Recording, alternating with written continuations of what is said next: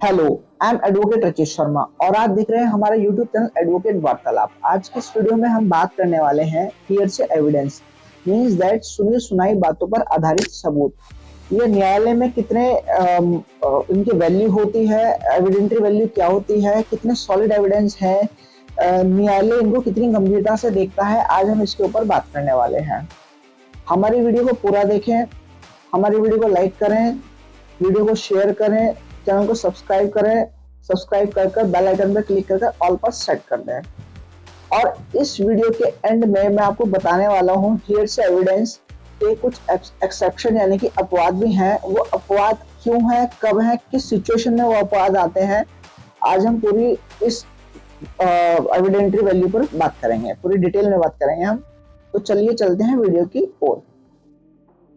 Here से evidence मतलब सुनी सुनाई बात।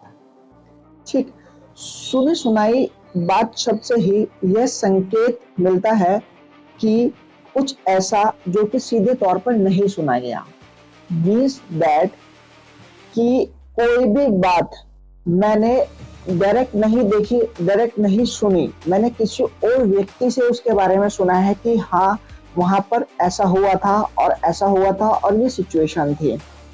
ये हो गया हियर से एविडेंस यानी कि सुनी सुनाई बात।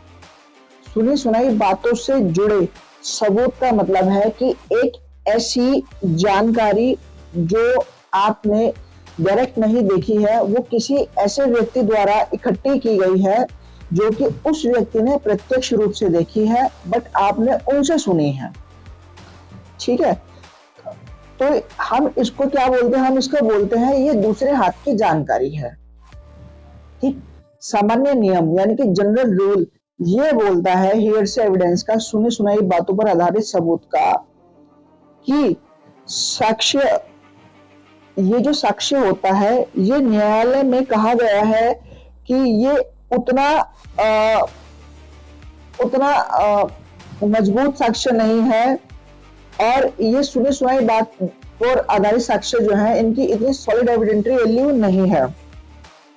अगर यही आपका किसी मौखिक में या लिखित में प्रत्यक्ष रूप में हो, प्रत्यक्ष रूप में यानी कि जिस व्यक्ति ने देखा है वही उस बात को बता रहा हो सीधे तौर पे, तो ये सॉलिड एविडेंस हो सकता है।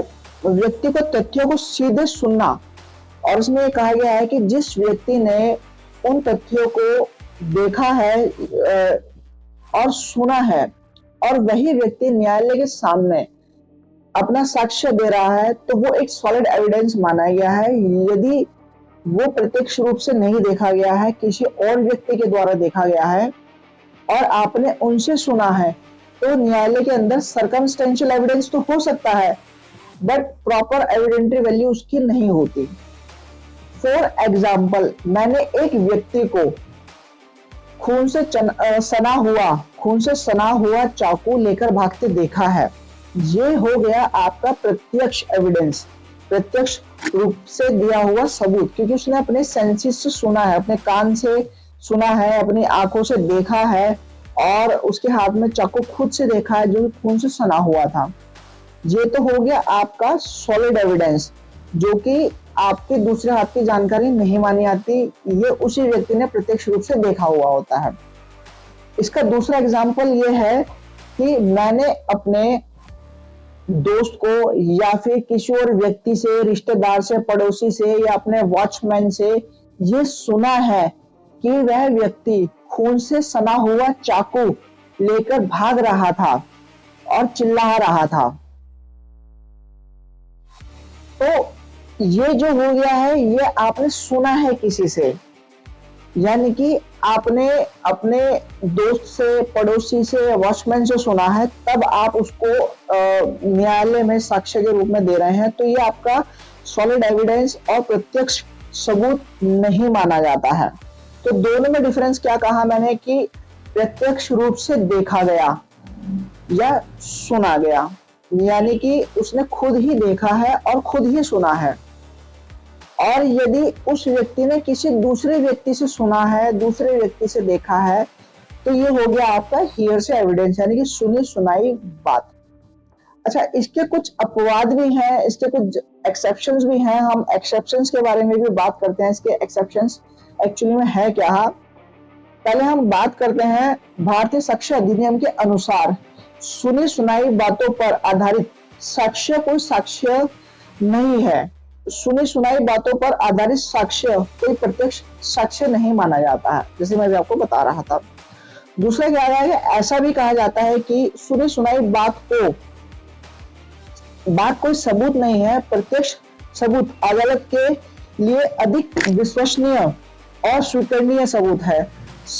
अधिक विश्वसनीय और उसको जो स्वीकृत है उसकी यानी कि सॉलिड एविडेंस यानी कि उसकी एविडेंटरी वैल्यू है वो बहुत ज्यादा है अगर वो प्रत्यक्ष रूप से देखा गया है तो। लेकिन इसके कुछ अपवाद भी हैं, परंतु अपवाद एक्सेप्शंस ऐसे हैं जब अदालत द्वारा सुनी सुनाई बात पर आधारित सबूतों द्वारा स्वीकार किए जाते हैं। मतलब कुछ एक्सेप्शंस हैं इनके कि जिन कंडीशंस में, जिन एक्सेप्शंस में सबूत सुनी सुनाई बात पर उन एविडेंस को स्वीकृत कर लेती हैं, जैसे कि डॉक्ट्राइन ऑफ रेस गेस्टाई। अगर हम बहुत शॉर्ट उसमें बात करें तो डॉक्ट्राइन ऑफ रेस गेस्टाई का जो मीनिंग होता है, ये एक लीगल टर्म है, डॉक्ट्राइन ऑफ रेस गेस्टाई। इसमें कहा गया है कि forming the part of the same transaction means that कि कोई एक ऐसा ऑफेंस हुआ है, उस ऑफेंस के अंदर अगर पूरी एक ट्रांजैक्शन के अंदर किसी व्यक्ति द्वारा वो चीज देखी गई है, सुनी गई है, या फिर उस कार्य को, उस ऑफेंस को करने में एक या एक से ज्यादा लोग शामिल हैं और उनके द्वारा वो सुनी गई या देखी गई हो, या फिर ये किसी और व्यक्ति द्वारा आई हो कुछ ऐसी सिचुएशन, तो डॉक्ट्रिन ऑफ रेस गेस्टाई में ये आपका एडमिसिबल है। हालांकि डॉक्ट्रिन ऑफ रेस गेस्टाई की जो पूरा का पूरा टॉपिक है, इस पर भी हम बात करेंगे अपनी आने वाली वीडियो के अंदर। लेकिन अभी एक छोटा सा मैं आपको पॉइंट बताता हूँ, forming the part of the same transaction. Forming the part of the same transaction का मतलब क्या है, कोई भी ऑफेंस किया गया है वो एक दूसरे से लिंक है। मतलब जो भी एक्ट्स हुए हैं उसके अंदर, छोटे छोटे या कोई भी एक्ट हुए, मल्टीपल एक्ट से वो पूरा का पूरा एक एक्ट बनकर एक ऑफेंस बना है, ये आपका forming the part of the same transaction होता है। दूसरा क्या होता है, एडमिशन। एडमिशन का मतलब ये होता है कि जब कोई व्यक्ति किसी वाद में प्रवेश करता है तो यानी कि कोर्ट यानी कि न्यायालय ये मान के चलता है कि जो भी व्यक्ति उसमें साक्ष्य दे रहा है, सबूत दे रहा है, वो अपने खिलाफ कभी सबूत नहीं देगा अपने हक में, यानी कि अपने जो एक मतलब अपने फायदे में वो कभी झूठ नहीं बोलेगा। तो अगर उसको क्या कहते हैं कुछ बताना है, कुछ एडमिट करना है, तो वह अपने ही खिलाफ नहीं बोलेगा कुछ भी। ये एडमिशन के दौरान, इसलिए जो भी एडमिशन होता है तो वादकारी जो भी जब एडमिशन होता है तो वादकारी जो बोलता है उसको उस वक्त सच मान लिया जाता है during the trial of the court, during the trial of the proceeding. वो आगे क्या निष्कर्ष आएगा उस केस के अंदर वो आगे की बात है, बट उस वक्त उसको सच मान लिया जाता है। ठीक। दूसरा क्या होता है, कन्फेशन। मीन्स दैट कि जब कोई व्यक्ति अपना कन्फेशन करता है, यानी कि अपने उस जो उसने ऑफेंस किया है, जो उसने वो एक्ट किया है, ऑफेंसिबल एक्ट किया है, उसको वो स्वीकार लेता है उस बयान को। ठीक है ना, कन्फेशन होता है कि उस बयान की स्वीकृति ले लेना कि हाँ मैंने ये किया है, ये ऑफेंस मैं एक्सेप्ट करता हूँ। तो ऐसी कंडीशन के अंदर भी वह आपका कन्फेशन की कंडीशन भी, कन्फेशन भी एक अपवाद की श्रेणी में आता है हियरसे एविडेंस की। हालांकि हम doctrine of res gestae, admission, confession और ये जो हमारा फोर्थ है डाइंग डिक्लेरेशन। डाइंग डिक्लेरेशन का मेन मतलब ये होता है कि जब कोई व्यक्ति मरने वाला होता है, यानी कि डेथ बेड पर होता है, उस समय उस व्यक्ति के द्वारा दिया गया जो डिक्लेरेशन होता है, उस डिक्लेरेशन को हम सत्य मानते हैं। तो हियरसे एविडेंस का ये भी एक बहुत अच्छा अपवाद एक्सेप्शन है। दूसरा क्या होता है, evidence given in the form of proceeding, यानी कि पूर्व कार्रवाई में दिए गए साक्ष्य, यानी कि जो साक्ष्य आपने इससे पहले कोई प्रोसीडिंग हुई है आपके ऊपर, उस प्रोसीडिंग के अंदर जो आपने साक्ष्य दिए हैं, अगर उन साक्ष्यों के आधार पर भी कोई हियरसे एविडेंस का सबूत निकल कर आ रहा है तो ये भी आपका एक एक्सेप्शन होगा हियरसे एविडेंस का। हालांकि doctrine of res gestae, admission, confession, bank declaration, evidence given in the form of proceeding, ये पांच के पांच ही हमारे हियरसे एविडेंस के अपवाद हैं।